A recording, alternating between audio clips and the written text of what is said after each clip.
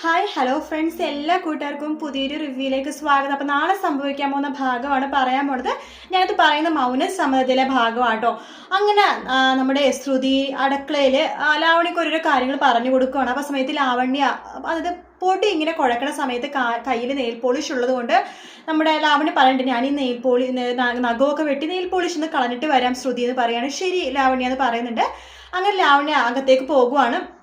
പോയി കഴിഞ്ഞതിന് മുമ്പ് ലാവണ്യ അശ്വിനെ വിളിച്ചിട്ട് ഞാൻ വീട്ടിൽ നിന്ന് ഇറങ്ങി പോകുവാണെന്നൊക്കെ പറയുന്നുണ്ട് കേട്ടോ. ആ സമയത്ത് അശ്വിൻ ലാവണ്യക്ക് ഭയങ്കര വിഷമമായിട്ട് ഇരിക്കുവാണെന്ന് അശ്വിനെ മനസ്സിലാവാണ്. അശ്വിൻ അന്ന് വർക്ക് കഴിഞ്ഞ് നേരത്തെ വരുവാണ്. കയ്യിലൊരു ഗിഫ്റ്റ് ഒക്കെ ഉണ്ട് ലാവണ്യക്ക് കൊടുക്കാൻ വേണ്ടി. അങ്ങനെ അശ്വിൻ മനസ്സിലാവും അടുക്കളയിൽ ലാവണ്യാണ് മുത്തശ്ശിക്ക് വേണ്ടി എന്തെങ്കിലുമൊക്കെ ഉണ്ടാക്കണമെന്ന് മനസ്സിലാവും. അപ്പോൾ വീട്ടിൽ ബാക്കി ആരും മുമ്പിലുണ്ട്. അപ്പോൾ ലാവണ്യ ആയിരിക്കുമല്ലോ അടുക്കളയിൽ. അങ്ങനെ പെട്ടെന്ന് അവിടെ പോകുമ്പോഴാണ് നമ്മുടെ ശ്രുതിയും കൂടി തിരിഞ്ഞ് നിൽക്കണ കാണുന്നത്. ലാവണ്യ അയച്ചിട്ട് അവിടെ പോകുമ്പോഴേക്കും കരണ്ട് പോകുവാണ്. അപ്പോൾ കരണ്ട് പോകുമ്പോഴേക്കും ലാവണ്യ നീ സംസാരിച്ചപ്പോൾ വല്ലാത്ത സൗണ്ടൊക്കെ അത് വിഷമം പോലെ തോന്നിയില്ല ലാവണ്യ, നിനക്ക് എന്താ ഇത്ര വിഷമം എന്ന് പറഞ്ഞിട്ട് ശ്രുതിയുടെ തോളത്ത് ഇങ്ങനെ പിടിക്കുകയാണ്. പെട്ടെന്ന് കരണ്ട് വരുമ്പോൾ ശ്രുതി ഇങ്ങനെ തിരിയുമ്പോൾ തന്നെ അശ്വിൻ ആകെ ഞെട്ടിപ്പോവാട്ടോ. അശ്വിൻ പെട്ടെന്ന് കൈ ഇങ്ങനെ പിടിച്ച കൈ അങ്ങനെ തന്നെ പിടിച്ചിരിക്കുവാണ്. പെട്ടെന്ന് ശ്രുതി തെന്നി മാറുമ്പോഴേക്കും അശ്വിൻ കൈ മാറ്റുവാണ്. അതിനുശേഷം നീ ഇവിടെയോ, വാടി ഇങ്ങോട്ടെന്ന് പറഞ്ഞിട്ട് പിടിച്ച് വലിച്ചിട്ട് പിന്നെ ഹോളിലേക്കാണ് കൊണ്ടുപോകുന്നത്. പിന്നെ എല്ലാവരും അവിടെ ഉണ്ട് കേട്ടോ. അങ്ങനെ എല്ലാവരുടെ മുമ്പിൽ അശ്വിൻ പറയുന്നുണ്ട് പണത്തിന് വേണ്ടി ഒന്നും എന്ത് ചെയ്യാനും മടിക്കാത്തവളെ ഇവളെ എന്തിനാ ഇവിടെ കൊണ്ടുവന്നത്.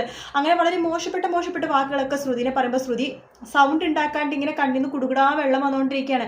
നീ ഒരു നിമിഷം ഇവിടെ വന്നു പോകരുത്, നീ പാതിരാത്രി ഇവിടുന്ന് ഇറങ്ങിപ്പോയിക്കുന്നോണ്ട് ആ അർദ്ധരാത്രി തന്നെ ശ്രുതിനെ അവിടെ നിന്ന് ഇറക്കി വിടുന്ന രാത്രിയാണ് ഒരു പെൺകുട്ടിയാണെന്ന് അശ്വിൻ ആലോചിക്കണമെന്നില്ല. കരഞ്ഞുകൊണ്ടാണ് ശ്രുതി തിരിച്ച് വീട്ടിലേക്ക് പോണത്. അപ്പം നാളെ അശ്വിൻ പിടിക്കണതും അതുപോലെ തന്നെ ശ്രുതിനെ വളരെയധികം അപമാനിക്കാനായിട്ടുള്ള ഭാഗങ്ങളായിരിക്കും നാളെ കാണിക്കുന്നത്. എന്തായാലും നമുക്ക് കാത്തിരുന്ന് കാണാം. അതിനുശേഷം അശ്വിൻ തന്നെ ശ്രുതിനെ അന്വേഷിച്ച് വീട്ടിലേക്ക് പോകും കേട്ടോ. അപ്പോഴേക്കും ശ്രുതി വീട്ടിലെത്തിയിട്ടുണ്ടാവും. വീട്ടിലെത്തി ഈ കാര്യം പറഞ്ഞിട്ടുണ്ടാവും. എല്ലാവരും ഭയങ്കര വിഷമത്തിലായിരിക്കുന്ന സമയത്താണ് അശ്വിൻ അവിടേക്ക് വരുന്നത്. അപ്പോൾ ബാക്കി ഭാഗം നാളെ പറയാം. വീഡിയോ ഇഷ്ടപ്പെട്ടെങ്കിൽ ലൈക്ക് ചെയ്യുക, സബ്സ്ക്രൈബ് ചെയ്യുക, കമൻറ്റ് ചെയ്യുക. മറ്റു വീഡിയോ ഗീതാ ഗോവിന്ദിന്റെ പ്രൊമോ ആയിട്ട് ഉടനെ തന്നെ കാണാം. ഗീതാ ഗോവിന്ദനെ കണ്ട് മുമ്പ് സപ്പോർട്ട് ചെയ്ത എല്ലാവരും ഒന്ന് പിന്നെയും സപ്പോർട്ട് ചെയ്യണം. ഒന്ന് ചാനൽ സബ്സ്ക്രൈബ് ചെയ്യണേ. Bye bye.